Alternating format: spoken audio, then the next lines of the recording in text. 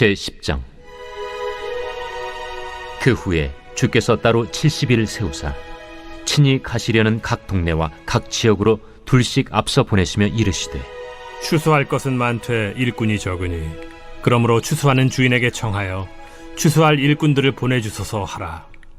갈지어다 내가 너희를 보냄이 어린 양을 이리 가운데로 보냄과 같도다. 전대나 배낭이나 신발을 가지지 말며 길에서 아무에게도 문안하지 말며 어느 집에 들어가든지 먼저 말하되 이 집이 평안할지어다 하라. 만일 평안을 받을 사람이 거기 있으면 너희의 평안이 그에게 머물 것이요 그렇지 않으면 너희에게로 돌아오리라. 그 집에 유하며 주는 것을 먹고 마시라. 일꾼이 그 삭슬을 받는 것이 마땅하니라. 이 집에서 저 집으로 옮기지 말라. 어느 동네에 들어가든지 너희를 영접하거든 너희 앞에 차려놓은 것을 먹고 거기 있는 병자들을 고치고 또 말하기를 하나님의 나라가 너희에게 가까이 왔다 하라. 어느 동네에 들어가든지 너희를 영접하지 아니하거든 그 거리로 나와서 말하되 너희 동네에서 우리 발에 묻은 먼지도 너희에게 떨어버리노라. 그러나 하나님의 나라가 가까이 온 줄을 알라 하라. 내가 너희에게 말하노니 그날에 소돔이 그 동네보다 견디기 쉬우리라. 화 있을진저 고라시나 화 있을진저 벳세다야. 너희에게 행한 모든 권능을 두로와 시돈에서 행하였더라면 그들이 벌써 베옷을 입고 제에 앉아 회개하였으리라. 심판 때에 두로와 시돈이 너희보다 견디기 쉬우리라. 가버나움아, 내가 하늘에까지 높아지겠느냐? 음부에까지 낮아지리라. 너희 말을 듣는 자는 곧 내 말을 듣는 것이요 너희를 저버리는 자는 곧 나를 저버리는 것이요 나를 저버리는 자는 나 보내신 이를 저버리는 것. 여러분 반갑습니다. 오늘도 큐트로 여는 기막힌 하루입니다. 본 말씀 누가복음 10장 1절부터 16절의 말씀입니다. 자, 오늘 예수님께서 70인의 전도인을 각 동네와 각 지역으로 보내십니다. 그리고 그들에게 오늘 당부의 말씀을 주십니다. 자, 오늘도 주님은 바로 우리를 전도인으로 세우시고 우리의 동네와 우리의 지역으로 보내십니다. 자, 그러면 우리가 전도인으로서 가져야 될 자세가 무엇입니까? 먼저 첫 번째로 주님이 나를 하나님 나라의 일꾼으로 부르시고 계시다는 것을 알아야 합니다.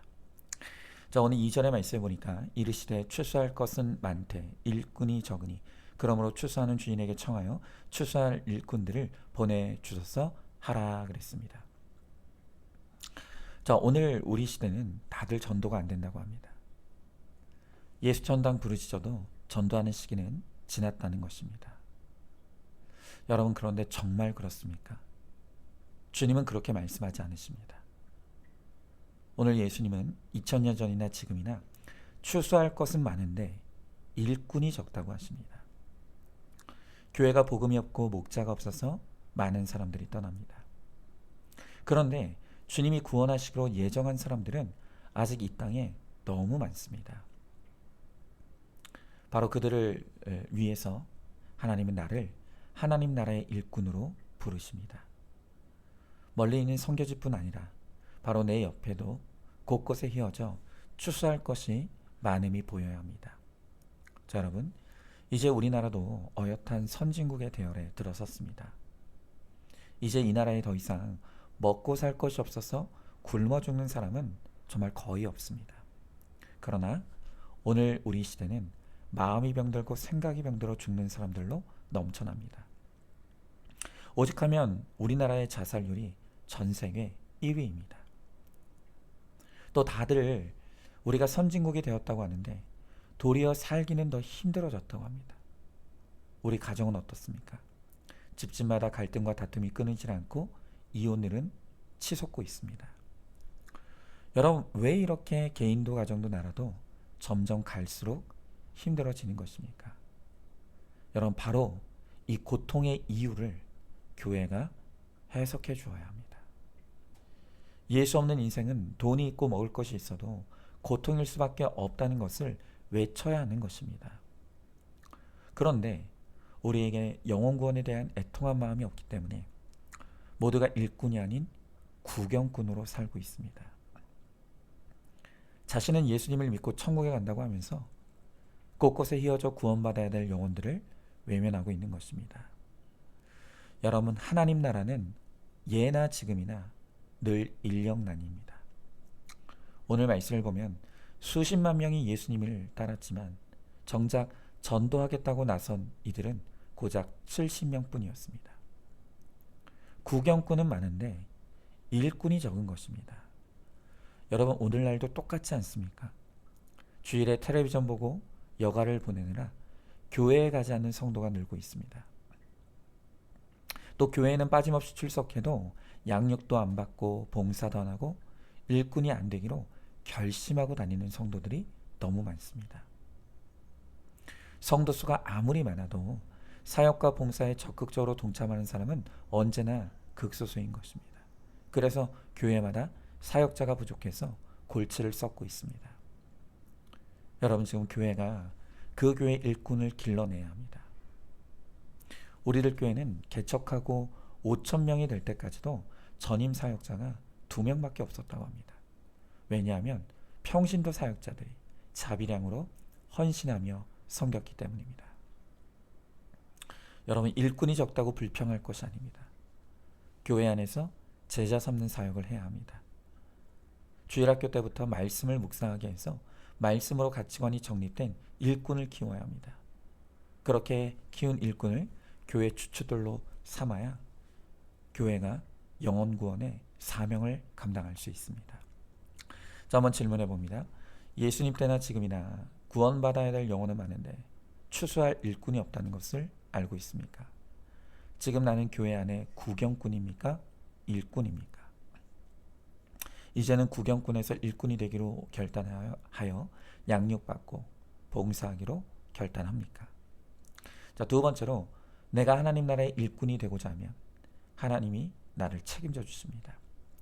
자, 오늘 4절의 말씀 보니까 전대나 배낭이나 신발을 가지지 말며 길에서 아무에게도 문안하지 말며 그랬습니다. 자, 오늘 예수님은 이 70인의 전도인을 보내면서 전대를 비우라고 말씀하십니다. 여러분, 그런데 이 말은 전도할 때 재물이 필요 없다는 뜻이 아니죠. 내가 거저받은 은혜로 구원받고 살아났다면 이제는 다른 사람의 구원을 위해서 거룩한 투자를 할 수 있어야 한다는 것입니다.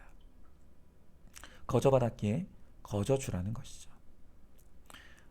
불교에서 유명한 그 법정 스님께서 살아생전 가르치기를 죽을 때 가지고 갈 것이 아니면 어떤 것도 내 것이 아니라고 그렇게 가르쳤다고 합니다. 여러분, 예수님을 안 믿는 사람도 이런 생각을 하고 있습니다.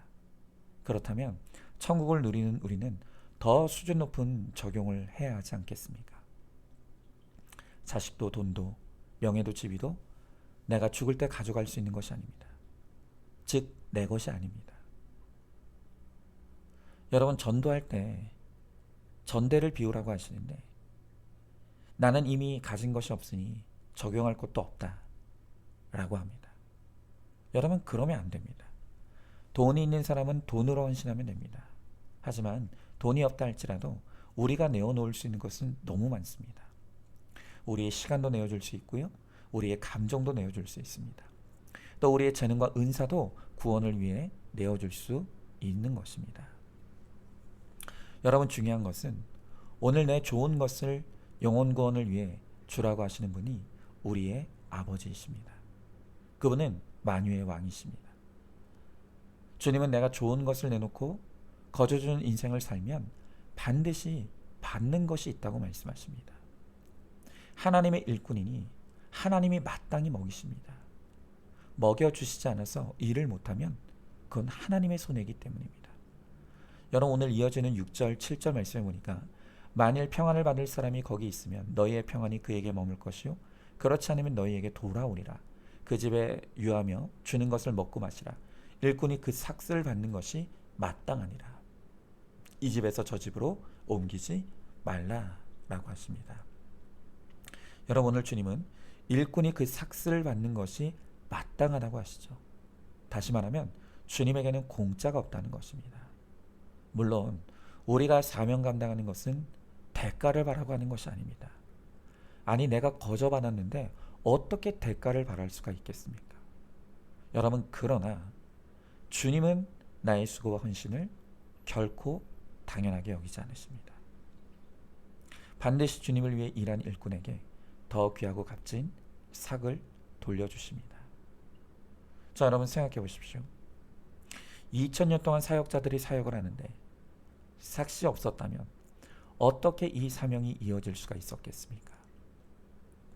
하나님께서 하나님의 사람들의 마음을 감동시키셔서 각처에서 물질과 기도로 후원하는 은혜가 있었기 때문에 지금도 수많은 선교사들이 선교지에서 복음을 전파하고 교회가 세워지는 것입니다.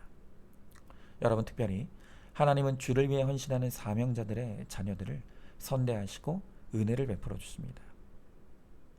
그래서 선교지에서 험지에서 어렵게 선교하고 목회하시는 사역자들의 이야기를 들어보면 그 자녀들을 하나님께서 믿음도 또 삶도 정말로 아름답게 인도해 가시는 정말 간증들을 수도 없이 듣습니다. 여러분, 주를 위해서 전심으로 헌신하는 사람들을 하나님은 반드시 일꾼의 삭을 받아 누리게 하십니다. 그래서 하나님을 위해 드리고 바치는 것에는 하나도 손해가 없습니다. 자, 한번 질문해 봅니다. 내가 거저받은 은혜로 구원받고 살아났기에 이제 다른 사람의 구원을 위해서 내가 거저 주어야 할 것이 무엇입니까? 여전히 이기적인 마음으로 아까워하느라 아무것도 못 드리고 못하고 있지 않습니까? 하나님 나라와 구원을 위해 헌신하면 주님이 더 귀한 삭스로 나에게 갚아주실 것을 믿고 있습니까? 자, 세 번째로 먼저 믿은 자로서 결코 교만해지면 안 됩니다. 자, 오늘 15절 16절에 가버나움아 내가 하늘에까지 높아지겠느냐 음부에까지 낮아지리라.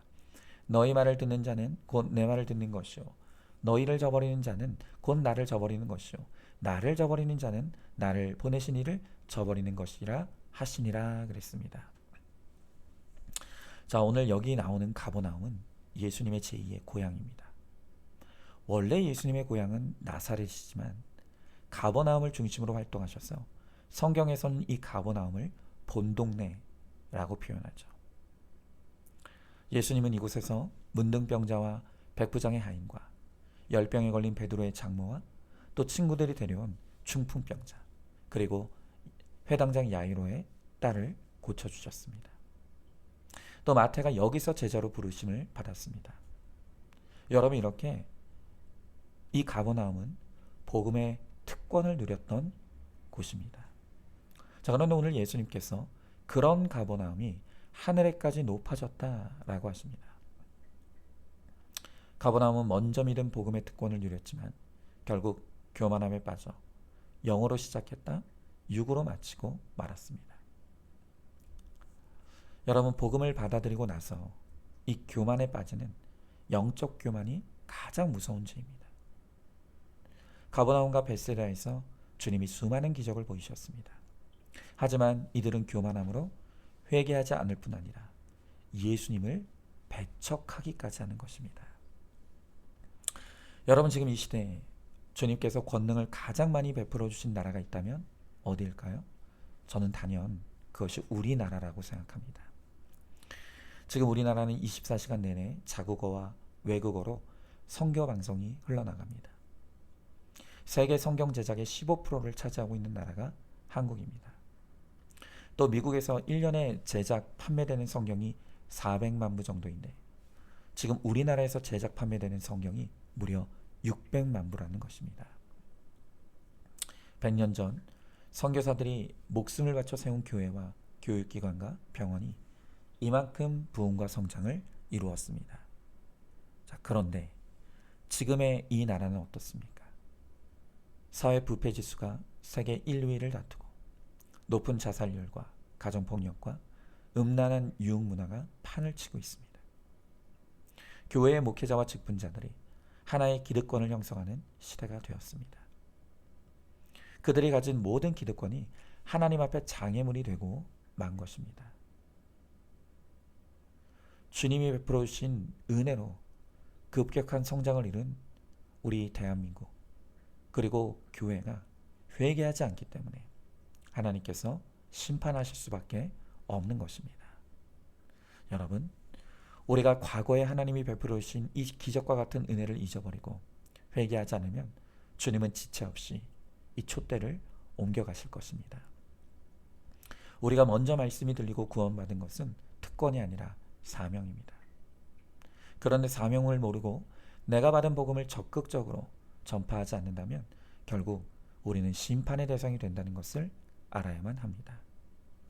우리는 먼저 믿은 은혜를 받아 누리는 자로서 이 은혜를 내 가정과 직장 또 이웃과 지체들에게 잘 흘려보내서 화가 아닌 상을 얻고 누리는 우리 모두가 될 수 있기를 간절히 소망합니다. 자, 한번 질문해 봅니다. 먼저 믿은 자로서 사명보다 특권에만 관심이 있지 않습니까? 교회와 성도가 교만하여 회개하지 않기에 이 땅에 하나님의 심판이 올 수밖에 없다는 것을 알고 있습니까?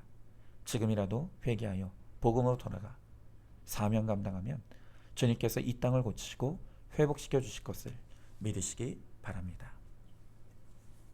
자, 오늘도 2월 21일 보석상자입니다. 가초를 밥 먹듯이 하는 아이라도 끊임없이 사랑해주는 부모가 있으면 집으로 돌아옵니다. 아무리 술을 먹어도 바람을 피워도 끝까지 사랑해주는 배우자가 있으면 제자리로 돌아옵니다. 집을 나가도 괜찮습니다. 밖에 나가면 가족만큼 자신을 사랑해주는 사람이 없음을 알기 때문에 언젠가 돌아오게 되어 있습니다. 아멘. 우리 함께 기도하겠습니다. 주님, 오늘 주님께서 추수할 곡식을 거두기 위해 일꾼을 찾고 계시다고 말합니다. 그러나 추수할 것은 많으나 일꾼이 적다고 말씀하십니다. 주님, 지금도 우리를 부르고 계십니다. 우리를 우리의 가정과 또한 우리의 직장과 또 우리의 지체들에게 보내시며 그들을 구원하라고 말씀하십니다. 하나님, 그러나 여전히 우리는 아직도 이기적이 되어서 구경꾼으로만 살려고 하고 일꾼이 되려고 하지 않습니다. 주님, 이런 우리의 교만하고 이기적인 마음을 불쌍히 여기시고 우리에게 임하여 주셔서 우리에게도 영혼 구원의 열정이 일어나게 하시고 정말 주님의 뜻대로 사명 감당하고자 하는 거룩한 마음이 일어나 정말 주님을 위하여서 헌신하고 충성함으로 나를 통해 구원의 열매를 얻게 하시고 또한 일꾼에게 주시는 영원한 주님의 나라의 삭슬을 누리는 우리 모두가 되게 하여 주시옵소서. 믿사오며 사랑이 많으신 우리 예수님 이름 받들어 기도드리옵나이다. 아멘. 오늘도 큐티로 기막힌 하루를 살아내는 하늘가족 공동체 우리 모든 성도님 되시기를 주님의 이름으로 축복합니다.